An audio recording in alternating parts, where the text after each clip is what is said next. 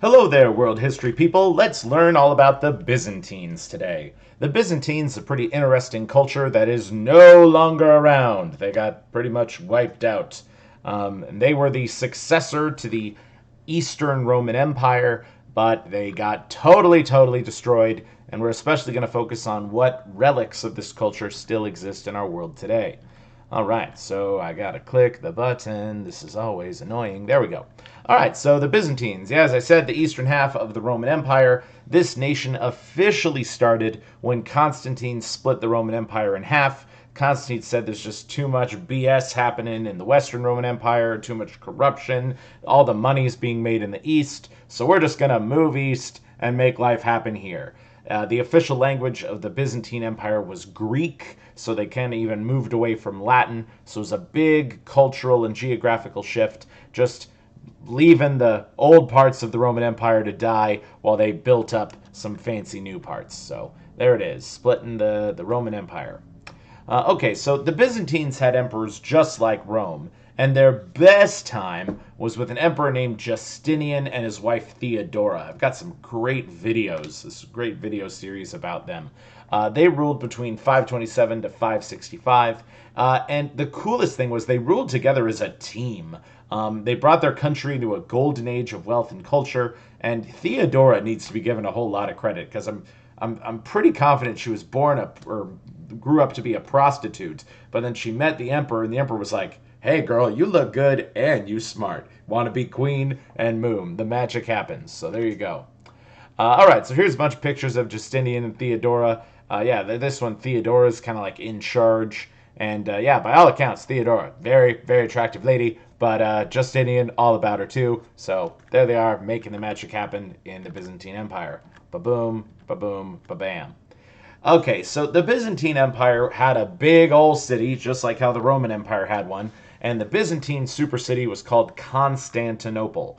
And Constantinople's in this really awesome geographic spot right where the Mediterranean Sea touches the Black Sea, and it became their super capital city. It was the center of world trade for so long, and yeah, like check out the city. Like it looks fancy, and probably the biggest thing you'll see in this city is this huge stadium right here, and we're going to talk about that, I think, in the next slide. Yeah, here it is, Chariot Racing. Chariot racing was the super sport of Byzantine culture. They probably did some gladiator fights too, but I'll tell you, chariot racing could get violent. There's this great movie called Ben-Hur. It has this big chariot racing scene.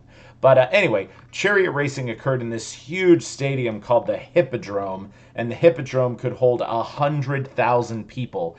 Fifth biggest stadium ever. And that's even with modern records too, so it's just... This stadium was ridiculous. You could just pack human beings in there like no one's noticed. And chariot racing, yeah, like not only were you trying to go around the hippodromes, I think it was like 10 times, but you could like use spears and swords and stuff and like attack the enemy's horses. So yeah, it could be a really violent contest, and it was super exciting for people to watch. And what's kind of interesting is there's this historical event called the Nika riots in 532 AD, and it was the most violent sports riot ever.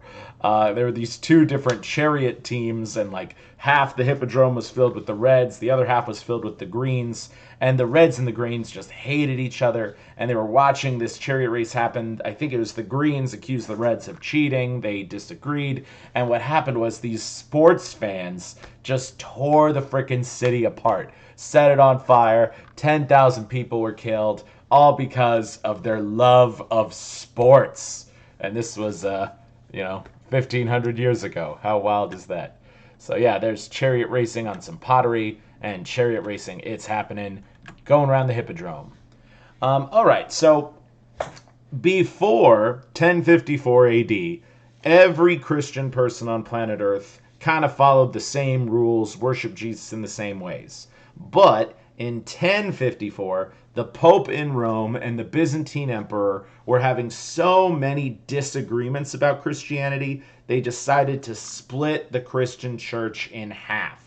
Catholic Christians stayed in the West, and Orthodox Christians are now in the East and the Byzantine Empire. And from the Byzantine Empire, they'll spread Orthodox Christianity to Russia and to a lot of Eastern European countries. So Orthodox Christianity is absolutely still around today in very many countries. I know there's this huge Orthodox church by my house here in Las Vegas. So the Orthodox people are around. And you're probably wondering, how are Orthodox Christians different from Catholic Christians? Not a lot of huge differences. I mean, they fight a lot of wars because of these differences, though, so let's deep dive into it. All right, well, first of all, these are the symbols of Orthodox Christianity, so they're just kind of edits to the cross symbol.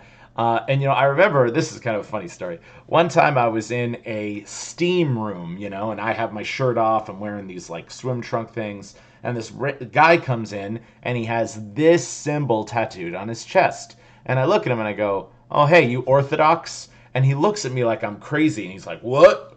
Well, I'm a Christian." I'm like, "Well, are you an Orthodox Christian?" And he goes, "No, man, I'm a Catholic." And I'm like, you got to change that tattoo. And I had a little educational conversation with him. So anyway, these are the symbols of Orthodox Christianity. Still a pretty big religion today. So what are the differences in beliefs? Well, the Orthodox speak Greek while the Catholics speak Latin. Orthodox Christians' main holiday is Easter, and Catholics' the main holiday is Christmas. But truly the biggest issue, because, look, the language, Easter being more valuable, Christmas being more valuable, the big issue is Orthodox people get really pissed off if you show Jesus in the wrong way. What do I mean by that? Orthodox Christians will always have a halo over Jesus's head. And if you don't have a halo over Jesus's head, then you're not implying that he had the Spirit of God in him, and you're disrespecting Jesus, and that'll really piss off Orthodox people. So that's just something to be aware of. Okay, so here's some Orthodox guys. As you see, they got Jesus on the cross back there with the halo thing going over him. Here's another one with the halo of Jesus. You can tell this is an Orthodox Jesus. And yeah, Easter's their big holiday, so they love painting eggs and doing stuff on Easter because to them, the birth of Jesus was, it's cool, celebrate Christmas, I guess. But Easter, when Jesus came back to life, oh man, the best holiday ever. Okay, and this is also pretty important. So the Byzantines, they controlled the lands of Jerusalem. They controlled all the lands where Jesus Christ lived and died. So they did a bunch of research into the city of Jerusalem, and they found the exact spot where Jesus was crucified. He was crucified on top of this hill called Calvary. And then, once Jesus was dead, they buried his body in this tomb just, like a football field away from the spot where he was crucified. Well, the Byzantines found that spot. They carved out that whole area and built one massive church that contains both the spots where Jesus died and the spot where Jesus came back to life. So this church is called the Church of the Holy Sepulchre. It is in the city of Jerusalem today because Jerusalem kept growing and growing, and it kind of took over the area around this spot. And this is a really important site for Christians, okay? This is where Easter happened, where Jesus came back to life. So if you're a hardcore Christian person, you probably want to go there and pray there at some point in your life. So, but yeah, and this church has been there for 1,000 years too. So it's still run by the Orthodox Church, but they'll let anybody in. They're just pray to Jesus, be cool. So, all right.